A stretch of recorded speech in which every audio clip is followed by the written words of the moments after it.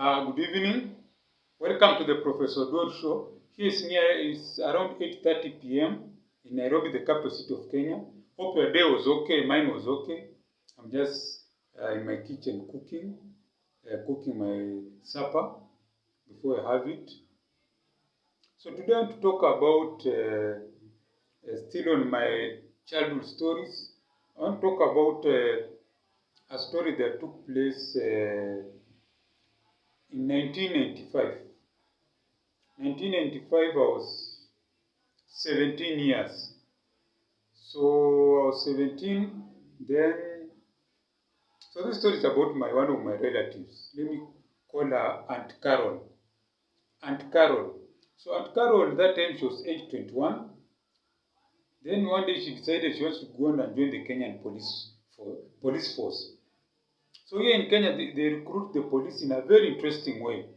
So what they do, they go in every county. Kenya has 47 counties. So they go into a county, they get people, they can get from a certain county, let's say a certain center in a county, maybe they want 20 people. You know, police force here in Kenya, there are not so many. There are around 30,000, something there. So now, she goes, that center she went, they wanted 20 people. So she goes there, she's checked. First of all, they check her teeth, are they crooked? If you have crooked teeth, imagine they don't want you. Her tongue, is it natural, doesn't have those geographical tongues, they don't take you.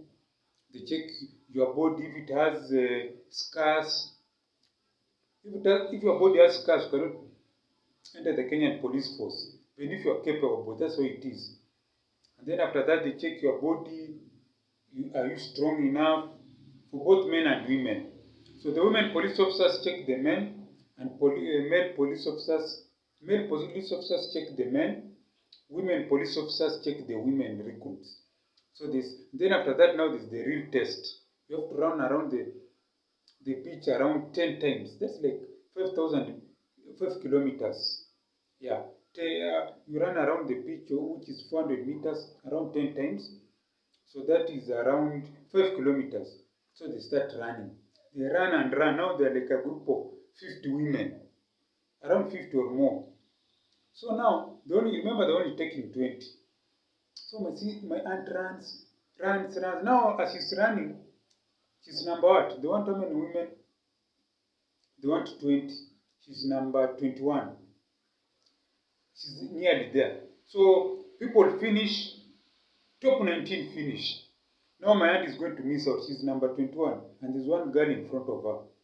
I don't know what happens. Then she tells us a cat passes in front of the 20th girl, and in the process of trying to avoid it, she falls in a ditch. You know, our pitches, it's grass pitch, and then there are ditches all over. She falls in the ditch. My aunt passes her, Aunt Carol passes her, and she's taken. So she's happy. She's going to the police academy. It's called Giganjo. She comes home. People are happy. So the next day she packs her bags and goes. My mom takes her to the bus station. Then she travels to Giganjo, which is very far. Those days she used to live in another part of Nairobi. So she travels around 2 hours, 3 hours. She reaches Giganjo. They are welcomed. Now the first day they welcomed well. All the recruits eat rice, eat meat, and then they're taken to their dormitories. It's like an open dormitory where you have bunker beds. So in that bunker bed, one sleeps up, another person sleeps down. In a dormitory, there are like 20 people, something like that, 20, 25. So my aunt sleeps. Now the problem is that they are told that you have to wake up at 4 a.m. sharp. 4 a.m. sharp. But does my aunt do that? She wakes up nearly 5. Everyone has gone to do their morning run. You have to do their morning run, come back bed, and then after that, go and have your breakfast. By the time Aunt Carol wakes up, everyone is already in the cafeteria having tea. So when she's waking up, you know who she meets? She meets how do I call it, the head trainer or the head call her the chief inspector, let's just call her the head trainer, a woman. She asks her, where are you coming from? From sleep. Oh, we are sleeping now. She tells Aunt Carol, the chief inspector tells Aunt Carol, go and take a bucket of water. Go and fetch a bucket of water. Take it to a bed and pour it on your sheets. And don't remove. You are going to sleep like that for the next 3 days. So my auntie does the same, does that, goes and changes and goes to the rest of the day. Exercises and all that. Now when she comes in the evening, she has forgotten that her bed is wet as punishment.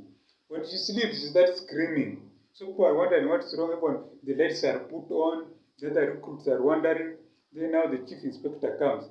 She finds my Aunt Carol is shivering there. She had forgotten she had poured water on her bed. So she just entered. You know, it's dark. Those dormitories at night, the lights are dim.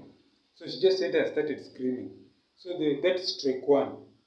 Now the next day she wakes up early, very well, and then goes, beds, even she ensures that the bed sheets and the mattress are put in the sun. So she goes, no, you know, then you're supposed to do exercise. You're supposed to go around the pitch several times. So people are going around. You know what Aunt Carol does? She decides she's too clever. As the people are rotating, she goes and hides behind a tree. She joins the people in the last lap. Oh, that chief inspector has seen her. When she finishes, she tells her, no, everyone was doing 6 laps. Go and do 7. My aunt does that. She only did 4 or 5 laps and collapsed. So they had to carry her and take her to the dispensary. So she stays there for 1 day. Then now she comes back. Now it's so hard on her. Now she's in the dormitory. No supper for her. You know, now if you have not done training, you don't eat in the evening. She had only eaten breakfast. But the supper, dinner, she had not eaten. So at night she's feeling very hungry. And she tells Bana, no, this job I cannot handle. She packs her thing, sneaks out of the dormitory, and goes over it's called the police academy wall. Jumps over, it's at night, midnight, goes, hikes on a lorry. She met a very good lorry driver who transport goods. In the morning when you're waking up, we find someone is already in her bed. We ask her, hey, Aunt Carol, when did you come? And when she wakes up, she tells us, no, that's not a job for me. First of all, they made me sleep on wet beddings. I collapsed during the training. They did not give me food. So after that, my Aunt Carol, her mission to become a police recruit ended. But I'm happy to say she went and became a very good, it's called what? Very good tailor. And she has and opened a boutique. And also employed many people. So every time I remind her of that story, she just laughs. So that is my Aunt Carol, the police recruit, back in the day. So if you're listening, if you're watching me, just know that always go for what you want. My Aunt Carol wanted to become a police officer because her uncle, one of her uncles, was a police officer, and he earned so many medals. So my aunt always used to admire those medals of her uncle, so that she thought that if she becomes a police officer, she will also get She will also get those medals, but did not turn out quite well. So if you are listening to me, you're a young man watching me or woman, always go to something that you can do. Don't be like Aunt Carol. You enter a profession that you cannot manage. The training, the hardships, as it surely happens. So with those few words, I just want to say subscribe to my channel, keep watching me and supporting me, and I just want to say kwaheri hapo onana, kwaheri.